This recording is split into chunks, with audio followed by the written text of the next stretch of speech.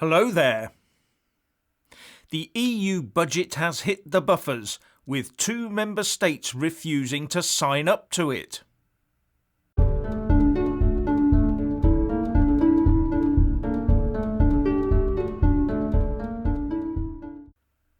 Firstly, please subscribe and like this video to give my channel a boost, and I'm always uploading new content, so please do check back daily, and a big thanks to my Patreon and PayPal supporters. And here was me thinking that our pro-EU mob in the UK had categorically told me that the EU was one big happy family. Doesn't look like it at the moment, does it? No.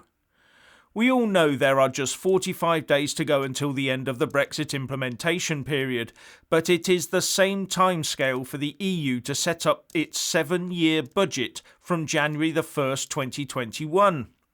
And right now that budget process has been thrown into crisis because 2 member states have refused to sign up to it. And it puts enormous question marks over the new coronavirus recovery package the EU Commission is attempting to put in place with the budget. If you remember, Brussels, with the help of the more affluent member states that pay in more than they take out, was trying to force through proposals to tie the behaviour of member states with their ability to draw on EU funding. This was put forward as a way of ensuring that all member states followed the rule of law. The rule of EU law, that is. So member states would be forced to pay in, but if they wanted money out, they would need to ensure they were following all the latest Brussels pronouncements on how the bloc would be run. Or no funding would be forthcoming.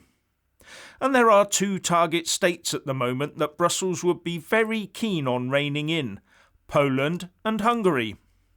They are both under the EU microscope for failings where the rule of law is concerned, although the democratically elected governments of the 2 countries concerned would argue otherwise. The Prime Ministers of both Hungary and Poland have written independently to their fellow EU leaders, threatening to veto the budget because of this proposed link to the rule of law requirements.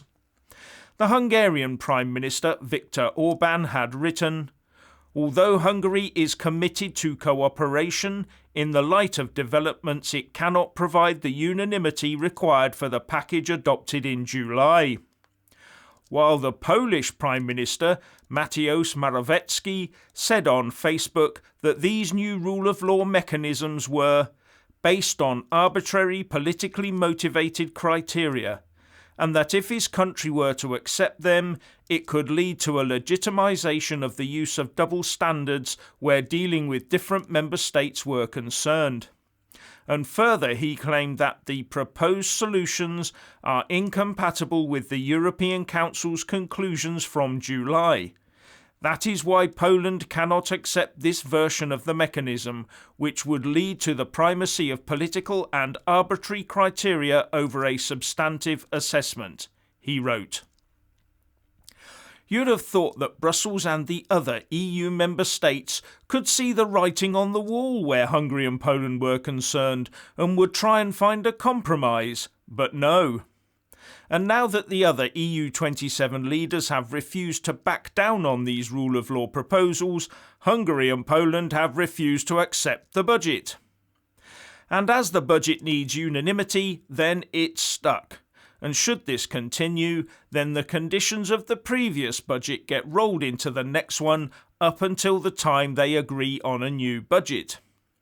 And in his normal, low-key and conciliatory tone, that arch-EU federalist Guy Verhofstadt tweeted, "The poker game has started. Time to call their bluff." You'd think that with a tad over 6 weeks to go, with Brexit and a pandemic to deal with, they could afford to let this rule of law thing ride for the next 7-year budget cycle, wouldn't you? After all, they've got this far without one, and there are procedures for this sort of thing already laid down in the treaties, although they're a bit toothless. And it's not like Poland and Hungary are going anywhere soon, is it? And they can't be kicked out of the EU, can they?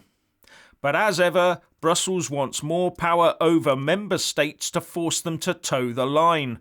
And like all power-hungry entities, it has to have that power right now. And just like in EU dealings with the UK over Brexit, everyone is assuming size means might means winning. The trouble is that the entire EU budget can be stopped in its tracks by not just two, but by one dissenting member state. And as the old budget numbers get rolled over with no rule of law sanctions and the current system being toothless, then what's not to like for Hungary and Poland? You can see why the EU might be keen on getting its own Commission-controlled army, can't you? Now, many Europhiles see qualified majority voting as the way ahead for the EU. This is a system where the EU Council, not the EU Parliament, the EU Council would decide everything, where 55% of EU member states with 65% of the EU population vote for it.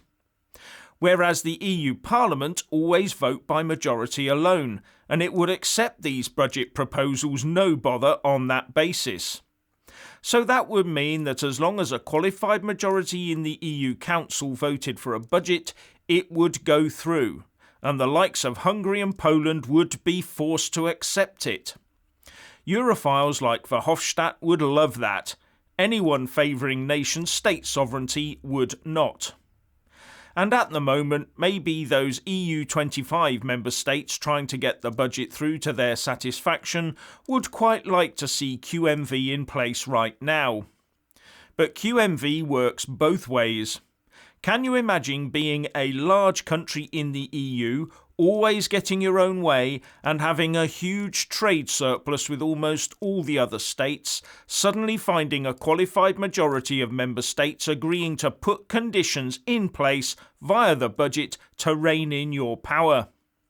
Can you imagine the poorer states getting together with a package to even out the industrial base across the EU, or even skew payments towards the less wealthy nations?